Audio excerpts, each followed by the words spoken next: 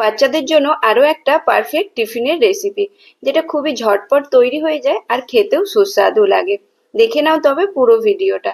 একটা বড় জায়গার মধ্যে 1 কাপ মতো আটা, 2 চামচ সুজি নিয়ে ওরই সঙ্গে গোটা জিরে, গোটা জোয়ান, একটু গোলমরিচের গুঁড়ো, পরিমাণ মতো নুন দিয়ে আর সামান্য সামান্য জল দিয়ে একটা পাতলা মতো ব্যাটার এখানে বানিয়ে নিতে হবে।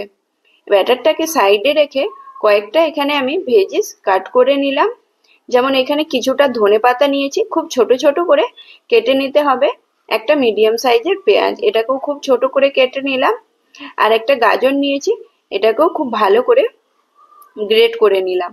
এরপর নিয়েছি ওরই সঙ্গে মিডিয়াম সাইজের একটা আলু, গ্রেট করে নিয়ে নিলাম। সঙ্গে দিলাম 1 চামচ মতো মিক্স আপ আর সামান্য একটু নুন, কেটে রাখা ধনেপাতা, পেঁয়াজ আর গাজর, আর 1/2 চামচ হলুদের গুঁড়ো দিয়ে আলুর সঙ্গে সবকিছুকে খুব ভালো করে মেখে নিলাম। এরপর ওই আটা আর সুজির ব্যাটারটার মধ্যে অ্যাড করে দিলাম। আবারও আটা আর সুজির ব্যাটারের সঙ্গে এই আলুর মিশ্রণটা খুব ভালো করে মেখে একটা পাতলা মতো ব্যাটার বানিয়ে নিতে হবে। ব্যাটারটা একদমই পাতলা মতো হবে। এরপর কড়াইতে সামান্য একটু সাদা তেল অ্যাড করে 2 চামচ মতো ব্যাটার অ্যাড করে এইভাবে গোল করে শেপ দিয়ে তৈরি করে নিলেই আমাদের এই গোলা রুটি বা চিল্লাটা রেডি হয়ে যাবে। খুবই চটজলদি তৈরি হয়ে যায়।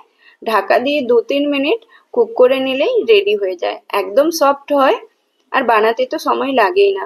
এটা তোমরা ডিনারের জন্য ট্রাই করতে পারো। একদম একটা পারফেক্ট আইডিয়া।